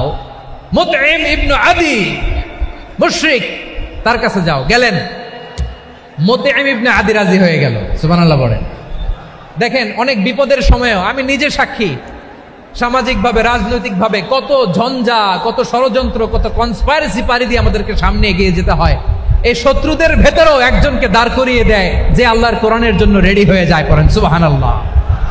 মুতঈম ইবনে আদি, আল্লাহ তার মনকে নরম করে দিলেন। মুতঈম বলে মুহাম্মদ আমি তোমাকে আশ্রয় দিব। তার দুই ছেলেকে পাঠালেন, যাও খোলা তলোয়ার নিয়ে, স্কট দিয়ে, গার্ড অফ অনার দিয়ে মুহাম্মদকে মক্কায় ঢুকাও আর বলো আমি আমান দেব। আমান কি দিব? আমান মানে সিকিউরিটি, নিরাপত্তা। সিকিউরিটি ছাড়া, আমান দেওয়া ছাড়া কেউ থাকতে পারতো না মক্কায়। দুই ছেলে বিষ্ণু ইসা ইসলামকে নিয়ে আসলো। নবী কাবার চারদিকে তাওয়াফ করলেন, নামাজ পড়লেন। আবু জাহেল, উতবা, শাইবা, ওয়ালিদ ইবনে মুগিরা সবাই দেখে, কেউ কিছু করতে পারে না। কারণ মুতঈম ইবনে আদি ঘোষণা দিয়েছেন আমি মুহাম্মদকে আমান দিয়েছি, মুহাম্মদের গায়ে যেন কেউ স্পর্শ না করে। আওয়াজ করে পড়েন সুবহানাল্লাহ। নবীর এই বিপদকালে মুহূর্তে মুতঈমের হৃদয়টারে নরম করে দিল কে? আচ্ছা লালমনির হাটের ভাইয়েরা বলেন, এই মুতঈম কি মুসলিম ছিল না মুশরিক? সবাই বলতে হবে মুসলিম না মুশরিক? তাহলে মুশরিকের কাছ থেকে নবী পলিটিক্যাল অ্যাসাইলাম, আধুনিক রাষ্ট্রবিজ্ঞানের ভাষায় পলিটিক্যাল অ্যাসাইলাম যেটাকে বলে, রাজনৈতিক আশ্রয়, উনার আমান বা নিরাপত্তার এই ঘোষণায় তিনি মক্কায় ঢুকলেন। যতদিন নিরাপত্তা ছিল ছিলেন। মুতঈম যখন মারা গেল বিষ্ণু ইসলাম হিজরত করে মদিনায় চলে গেলেন। সুবহানাল্লাহ। কিন্তু মুতঈম যে বিশ্বনবীর উপকার করছে এটা বিশ্বনবী ভুলে নাই। আমাদের অনেকে আছে উপকার করার পরে আর খেয়াল থাকে না, খাওয়ার পরে গলা দিয়ে নামলে আর খেয়াল থাকে না। এরকম আছে না নাই? আমার নবী বলে নাই। বদরের প্রান্তরে 70 জন কাফেরকে যখন বন্দী করে বিশ্বনবীর সামনে হাঁটু গেড়ে দাঁড় করানো হলো, বসানো হলো, 70 জন কাফের। কয়জন? বিশ্বনবী তাদের দিকে তাকিয়ে বললেন, সহিহ বুখারীর বর্ণনা, লাউ কানাল মুতঈম ইবনে আদি হাইয়ান সুম্মা কাল্লামানি হাউলাইন নাতনা লা তারাকতুহুম লাহু। বদরের প্রান্তরে 70 জন বন্দী কাফিরের দিকে তাকিয়ে আমার নবী বললেন, আজকে মুতঈম ইবনে আদি যদি বেঁচে থাকতো আর তোমাদের 70 জনের ব্যাপারে যদি মুতঈম এক বাক্যে একটা সুপারিশ করত, তার সম্মানে আজকে তোদের সবাইরে আমি মাফ করে দিতাম। সুবহানাল্লাহ নাই? ওই যে চিল্লাচিল্লি যে কথা বোঝে নাই, কোন জিনিস মিস করছে ওরা নিজেরাও বোঝে নাই। বিশ্বনবী মুতঈমের এই সাহায্যের কথা বলে নাই। 70 জন মুশরিক হাঁটু গেড়ে বসা, নবী চাইলে এখনই এক্সিকিউশন অর্ডার দিতে পারে। তিনি বললেন, আজকে যদি মুতঈম বেঁচে থাকতো আর মুতঈম যদি তোদের জন্য সুপারিশ করতে, এই আবর্জনাগুলোর ব্যাপারে সুপারিশ করতে, আমি মুহূর্তেই তোদেরকে এমনি মাফ করে দিতাম। এবার বলেন, ইসলাম কি ন্যারো মাইন্ডেড না ব্রড মাইন্ডেড? শুধু তাই নয়, যাকে যে সম্মান দেয়ার আমার নবী দিতেন, হোক আস্তিক হোক নাস্তিক, হোক মুসলিম হোক অমুসলিম। বিষ্ণু ইসলাম যখন রোমান সম্রাটের কাছে চিঠি লিখেছেন, আমার প্রিয় লালমনিরহাটের ভাইরা, অল্প কয়েক মিনিট কয়েকটা জরুরি কথা বলবো, এদিকে তাকান, এদিকে তাকান। রোমান সম্রাটের কাছে বিশ্বনবী যখন চিঠি লিখলেন মিন মুহাম্মদ রাসূলিল্লাহ ইলা হিরাকলা আযীমির রোম। মুহাম্মদের পক্ষ থেকে হিরাক্লিয়াসের কাছে, যিনি হচ্ছেন আযীমির রোম। এটা নবী নিজ থেকে বানায় লিখছেন, অতিরিক্ত সম্মান দিয়ে। কোন রাষ্ট্রপ্রধান যখন আসে তাদেরকে আমরা কি বলি জানেন? তার নামের শেষে HE এটা লিখতে হয়, H.E. মানে হিজ এক্সেলেন্সি। কি লেখে?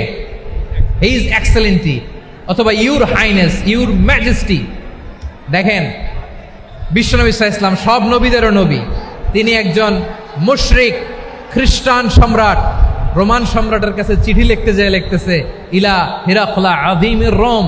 হিরাক্লিয়াসের কাছে আমার চিঠি, যিনি রোমের আযীম, হিজ হাইনেস, মানে রোমের অনেক সম্মানিত এক বাহাদুর। আওয়াজ করে বলেন সুবহানাল্লাহ। তার মানে যাকে যে সম্মান দেয়ার, এটা বিশ্বনবী দিতেন। এমনকি যে ইহুদিরা ভালো ছিল, এই ইহুদিদেরও প্রশংসা করেছেন বিশ্বনবী মুহাম্মদুর রাসূলুল্লাহ সাল্লাল্লাহু আলাইহি ওয়াসাল্লাম।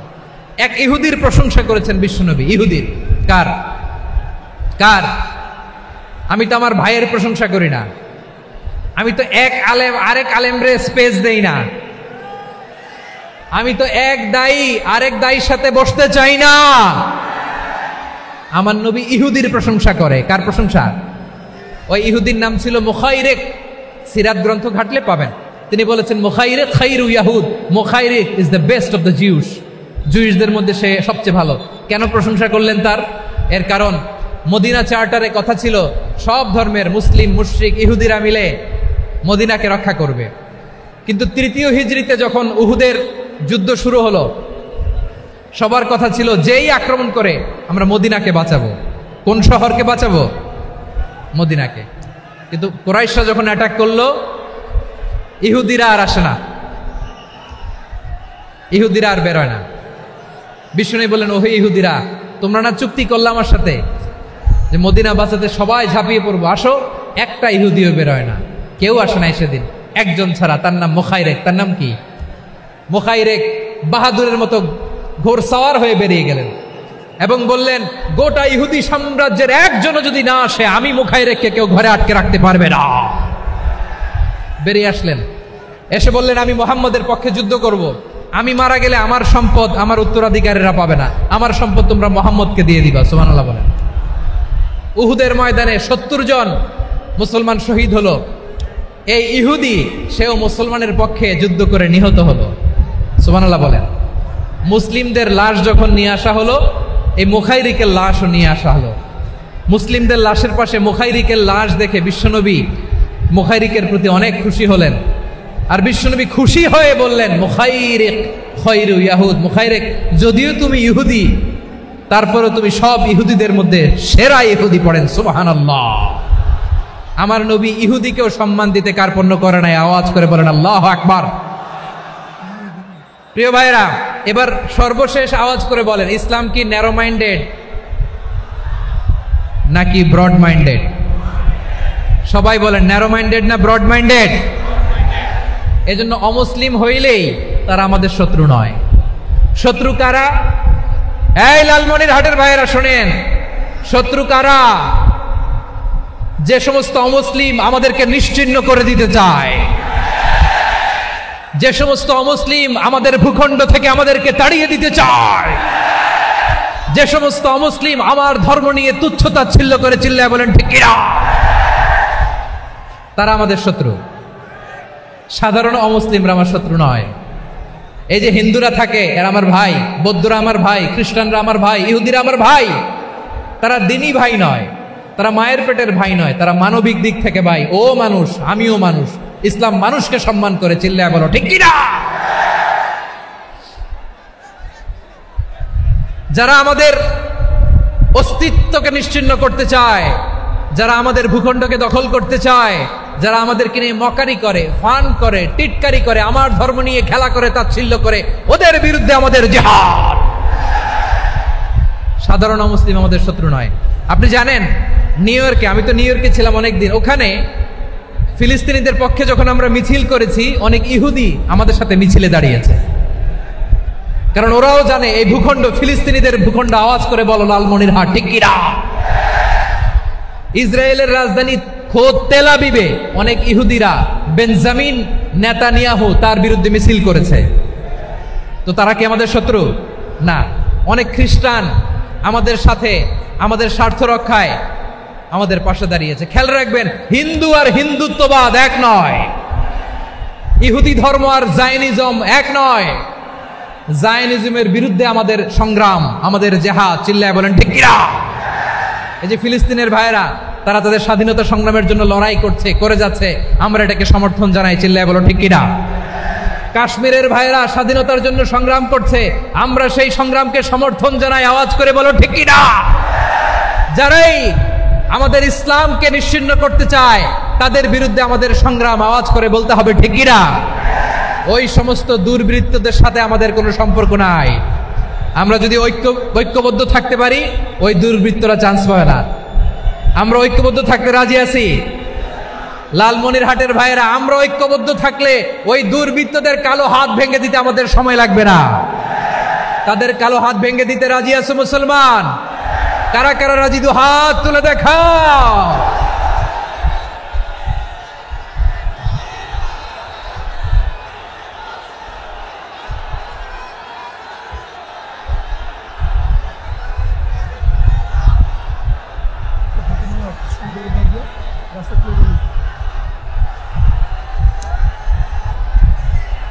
আমার প্রাণ প্রিয় লালমনিরহাটের ভাইয়েরা, শত্রু কাফের আর অশত্রু কাফেরের মধ্যে পার্থক্য আছে না নাই? আবু তালেবও মুশরিক, আবু জাহেলও মুশরিক, কিন্তু দুই মুশরিকে পার্থক্য আছে না নাই? আবু তালেব নবীর চাচা, মুশরিক, মারা গিয়েছে মুশরিক অবস্থায়, কিন্তু আজীবন আমার নবীকে আগলে রেখেছে, আমার নবীকে সাপোর্ট করেছে, ভালোবেসেছে। আবু জাহেলও মুশরিক, মারা গিয়েছে মুশরিক হিসেবে, আজীবন আমার নবীর বিরুদ্ধাচরণ করেছে। আবু জাহেলের শক্তি, সামর্থ্য, স্ট্র্যাটেজি, প্ল্যান সব আমার নবীর বিরুদ্ধে ছিল। আবু জাহেলের কারণে একটা দিন শান্তিতে আমার নবী মক্কায় ঘুমাতে পারে নাই, চিল্লায় বলেন ঠিক কিনা।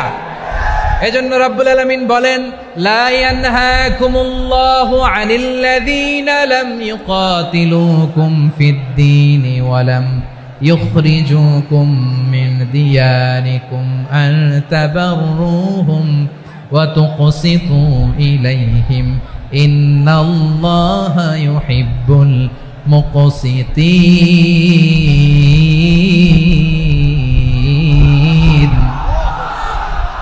আল্লাহ বলে, গোলামেরা শোনো শোনো, যে সমস্ত অমুসলিম তোমাদের সাথে ধর্মযুদ্ধে লিপ্ত হয় না, তোমাদের বিরুদ্ধে যে সমস্ত অমুসলিম অস্ত্র ধরে না, যে সমস্ত অমুসলিম তোমাদেরকে তোমাদের জন্মস্থান থেকে, ভূখণ্ড থেকে তাড়িয়ে দেয় না, তাদের সাথে ভালো আচরণ করতে আমি আল্লাহ নিষেধ করি নাই।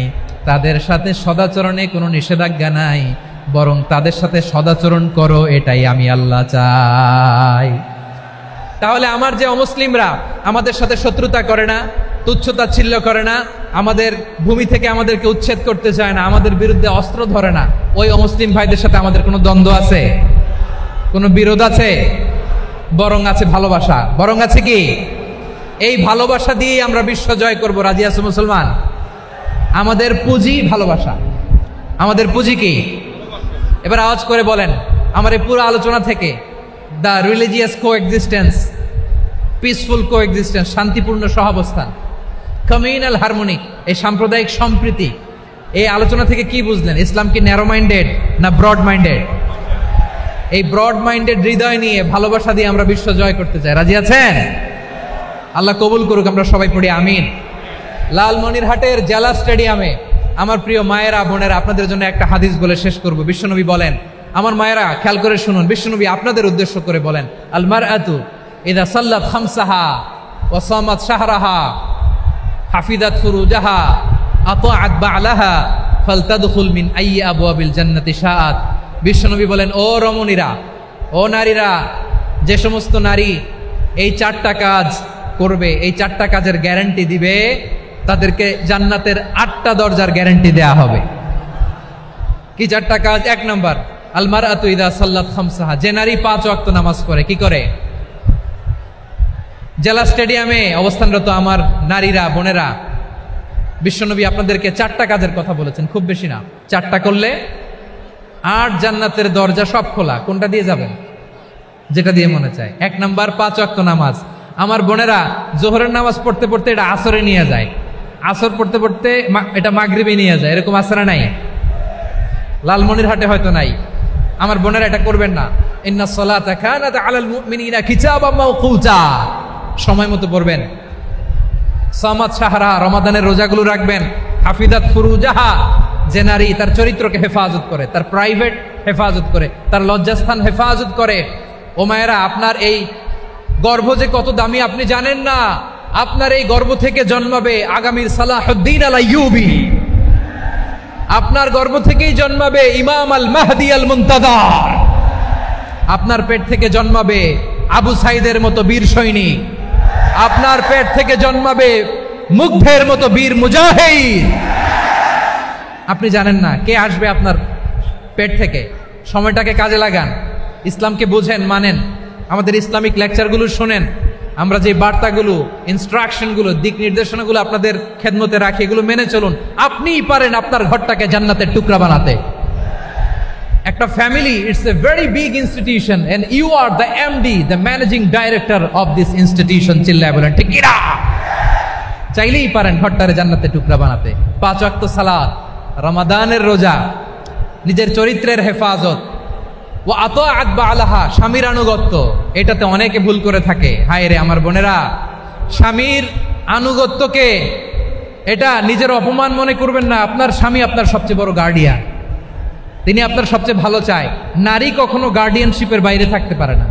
হয় আপনি বাবার গার্ডিয়ানশিপের ভেতরে, বাপ না থাকলে ভাই আপনার গার্ডিয়ান, ভাই না থাকলে চাচা গার্ডিয়ান, বিয়ের পরে আপনার স্বামী আপনার গার্ডিয়ান। শরিয়া সম্মত স্বামীর আদেশগুলো আপনি মেনে চলবেন, কিন্তু শরিয়া বিরুদ্ধ কোনো আদেশ মানতে আপনি বাধ্য নয়। আওয়াজ করে বলুন সবাই ঠিক কিনা? এই 4টা কাজ যদি কোনো নারী করে, বিশ্বনবী বলেন জান্নাতের 8টা দরজা খোলা। তোমার যেটা দিয়ে মনে চায় সেটা দিয়ে জান্নাতে তুমি এন্ট্রি নিতে পারবা। আমরা এখানে লালমনিরহাটের সোহরাওয়ার্দী ময়দানে আজকে যেমন একত্রিত হতে পারলাম, আল্লাহর জান্নাতেও যেন একত্রিত হতে পারে। আল্লাহ তুমি তৌফিক দান করো। আল্লাহ আমার এই কলিজার টুকরা যুবক ভাইদেরকে তুমি ওমরে ফারুকের মতো কবুল করো। জেলা স্টেডিয়ামে অবস্থানরত আমার মা বোনদেরকে তুমি ফাতেমার মতো, খাদিজার মতো কবুল করো। আমাদের কলিজার টুকরা সন্তানদেরকে তুমি সালাহুদ্দিন আল আইয়ুবীর মতো কবুল করো। এই যে ইসলামিক সোসাইটি লালমনিরহাটকে আল্লাহ তুমি কবুল করো। আল্লাহ যে কথাগুলো বললাম এগুলো প্রথমে আমাকে, আমার সব ভাইদেরকে আমল করার তৌফিক দান করো।